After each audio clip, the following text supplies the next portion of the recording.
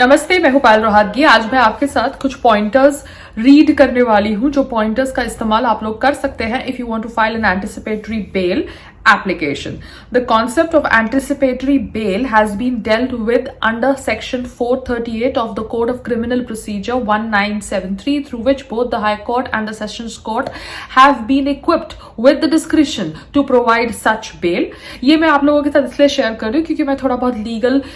चीजें समझने का प्रयास कर रही हूँ एंड अमित शाह जी के साथ कभी ना कभी तो मुलाकात होगी जब मैं उनको एज अ भारतीय नागरिक कहना चाहूंगी कि क्या क्या चीजें CrPC, IPC, Indian Evidence Act से निकालनी चाहिए for the betterment of Indian citizens. उसको मद्देनजर रखते हुए I have been reading a lot of legal stuff and आपके साथ मैं इंफॉर्मेशन शेयर कर रही हूँ कि कैसे आप एंटिसिपेटरी बेल एप्लीकेशन फाइल कर सकते हैं। History of filing anticipatory bail in the light of increasing number of false cases filed on persons of prominence by their force, political or otherwise, and also in other circumstances wherein there was no probable cause to believe that an accused would abscond or misappropriate his due liberties should be released prior on bail. Section 438 of the Code of Criminal Procedure 1973 state. Section 438 primarily states that when a person has an apprehension that he may be arrested by the police on a suspicion that he has committed a non-bailable crime, he may, as a means of recourse, apply to either the High Court or the Sessions Court for the relief that said courts are discretion to grant under this section after perusal of all facts, and if the person who has applied qualifies all the requisite conditions to be granted such anticipatory bail. Section 438(2) empowers the High Court or the Court of Sessions to also impose conditions in respect to the grant of anticipatory bail, and these conditions are inclusive of the following: that such person who has been granted bail under this section ensures that he remains accessible to the police for interrogatory purposes, that such person should not either first-hand or in a roundabout manner threaten or coerce any person who is knowledgeable in respect of the case, that such person does not without requisite court permission leave the territorial boundaries of the country, or any other conditions as may be imposed by the court in respect of regular bail granted for offense, which punishment may extend up to 7 years or more. Section 438(3) states that if a magistrate has taken cognizance of the offense such person has been accused of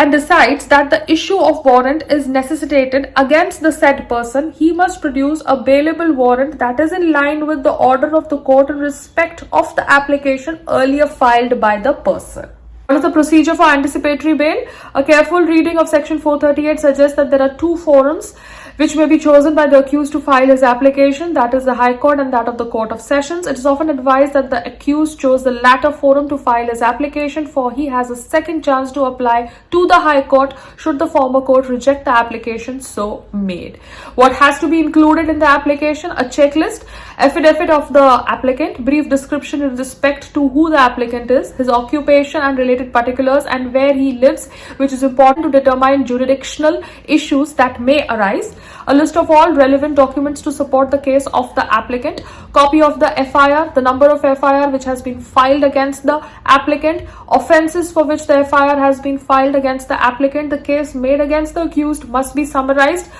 The part played by the applicant in respect of the case made against him must be explicated. The facts and the reasons as to why the applicant is in fact innocent, and statements made to the effect that the case is false and frivolous attempt to defame his reputation. The grounds as to why the applicant has chosen to file the anticipatory bail application. Undertaking to the effect that applicant will not partake in any evidence tampering or coercing witness whatsoever. Undertaking to the effect that the applicant is willing to comply with any conditions that the court of application sees fit to impose upon the applicant. ये सब मैं आप लोगों के साथ इसलिए share कर रही हूँ because I want Indians to be savvy, legal savvy, क्योंकि कभी कोई लॉयर बोलता है कि मैं 15 लाख लूंगा एक अपीयरेंस के लिए, कोई लॉयर बोलता है मैं 50,000 लूंगा एक हियरिंग के लिए, कोई लॉयर बोलता है कि मैं 5 लाख लूंगा एक हियरिंग के लिए. There is no systematic free structure in India of lawyers, and because Indians को डर लगता है लॉ जानने से, these lawyers or the structure that is surrounding them